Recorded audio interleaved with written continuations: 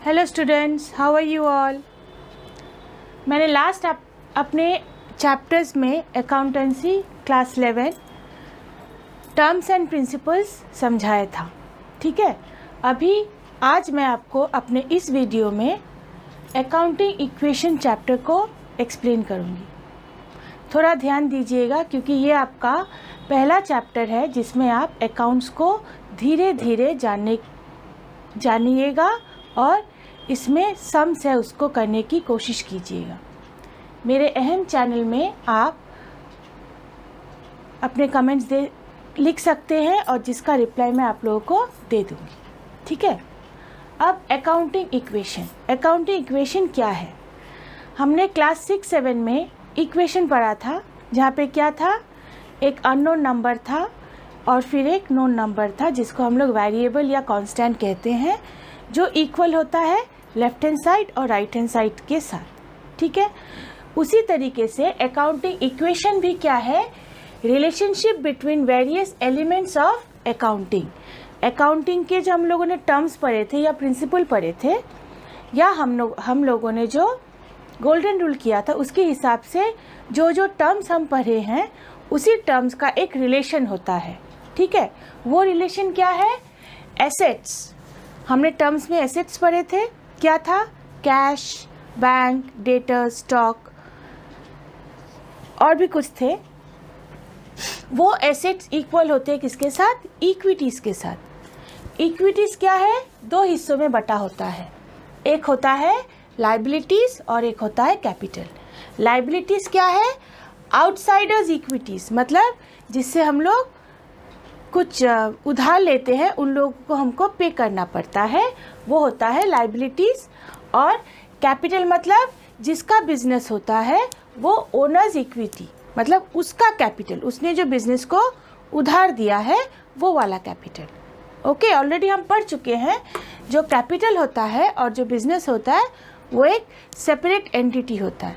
तो जब हम लोग अकाउंटिंग इक्वेशन करेंगे इसमें और आप विस्तार से जान पाइएगा कि ओनर्स कैपिटल एंड बिजनेस किस तरह से अलग होता है। सो अल्टीमेटली हम लोगों का अकाउंटिंग इक्वेशन क्या होता है, assets equals to liability plus capital. अब हम लोग का एक फॉर्मेट होता है जो मैं आपको फॉर्मेट दिखाऊंगी, उसको आप अपने कॉपी में नोट कर लीजिएगा और साथ ही हम लोग एक सम्स को करेंगे।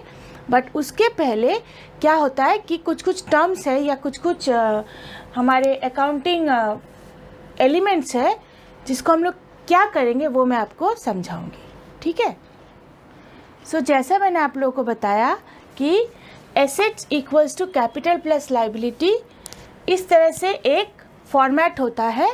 हम लोग एक एक करके ट्रांजैक्शन को कहते हैं और एसेट्स या कैपिटल या उसका इफेक्ट लाइबिलिटी में किस तरह से पड़ता है वो हम लोग दिखाते हैं, ठीक है। सो क्या होता है कि सपोज कैश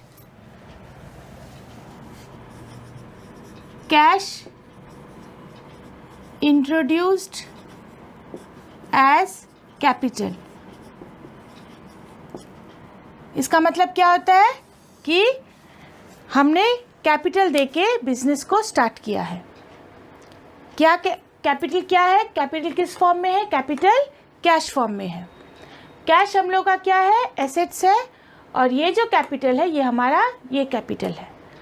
सो अब हमारे यहाँ पे एलिमेंट्स क्या क्या आ गए हैं, पहला आया है कैश में और एक आया है कैपिटल में। तो फर्स्ट इक्वेशन के हिसाब से मान लो कुछ भी एक अमाउंट है, सपोज 10,000, हम लोग स्मॉल अमाउंट से ही स्टार्ट करते हैं।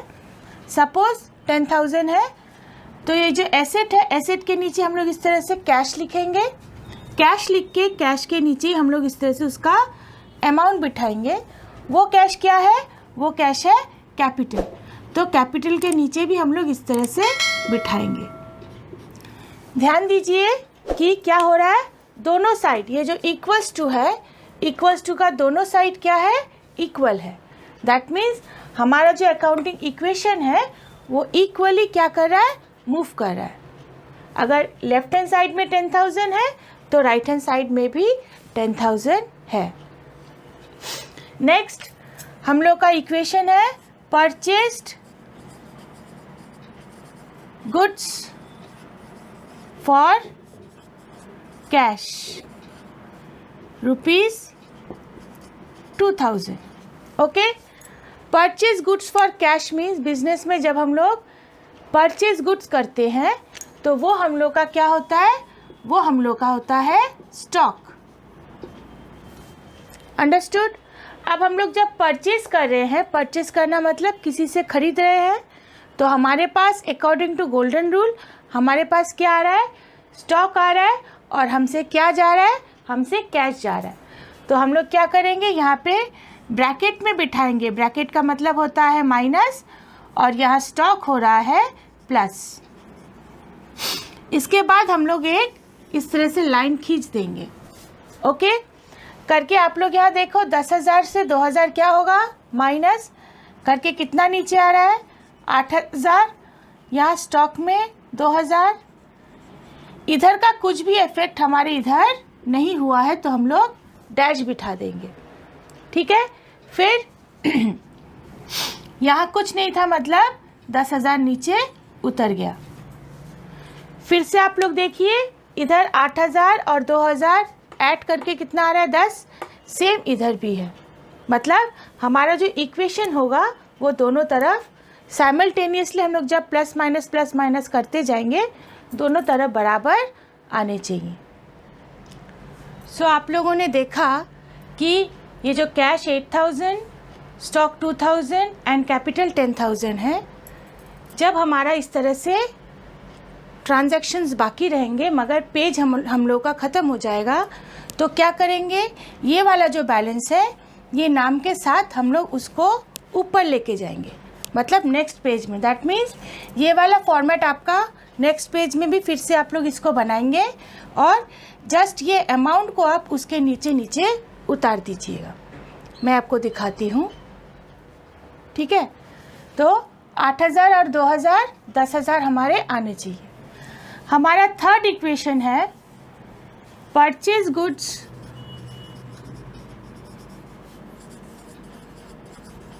On credit.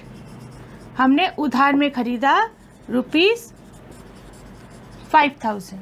Okay, purchase goods on credit हमने उधार में खरीदा 5,000 का, उसका क्या होगा, same purchase account debit to cash नहीं जा रहा है, क्या आ रहा है, क्रेडिटर आ रहा है। इसका मतलब हमारा ये जो लाइबिलिटी है यहाँ एक और खाता खुलेगा, किसका, क्रेडिटर का। अब क्योंकि मैंने क्या कहा था, परचेज गुड्स मतलब हमारा क्या आ रहा है, स्टॉक आ रहा है।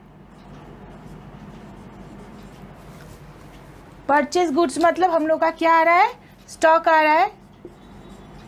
साथ ही साथ हम लोग जो परचेज कर रहे हैं वो कैश में नहीं क्रेडिट में कर रहे हैं, तो ये कहाँ आएगा, हमारा क्रेडिटर इंक्रीज हो रहा है, मतलब हमें उसे पैसे देने हैं। सेम हम लोग क्या करेंगे, ट्रांजैक्शन कंप्लीट होने के बाद हम लोग इसको जोड़ के नीचे उतारेंगे।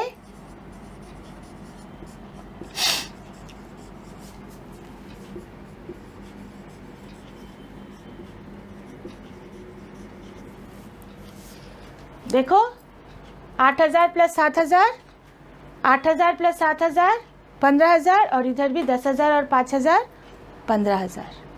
क्लियर। नेक्स्ट हमारा है, तब से परचेज ही किए जा रहे हैं, सेल नहीं कर रहे, क्या बात है। Sold goods for cash ₹2,500। हमने सेल किया, सोल्ड गुड्स फॉर कैश ₹2,500।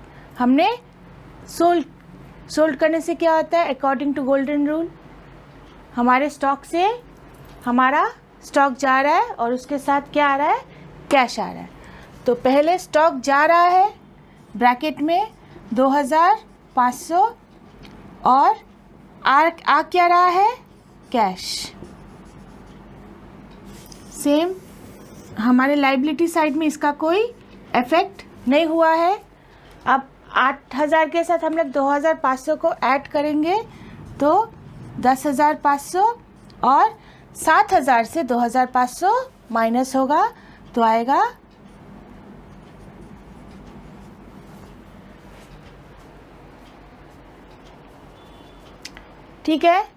7,000 से 2,500 माइनस होने से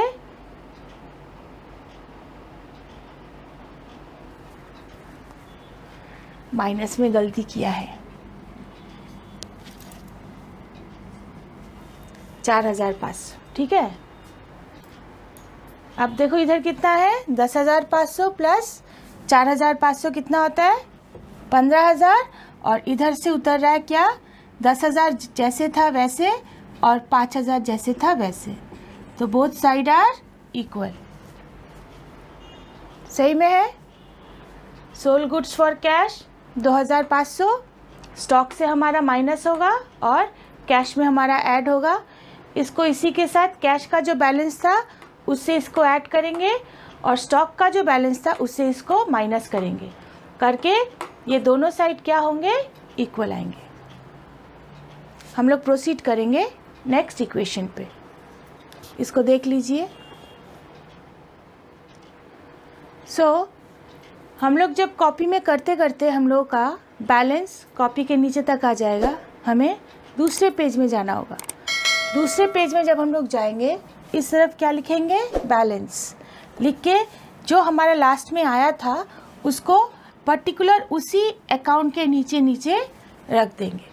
जैसे लास्ट में मेरा सवाल करने के बाद मेरा बैलेंस था कैश का 10,500, stock, capital and creditor. Okay, तो इस तरह से हम लोग जब नेक्स्ट पेज में जाएंगे इस तरफ हम लोग क्या लिखेंगे बैलेंस लिख के हम लोग इसको लिखते रहेंगे।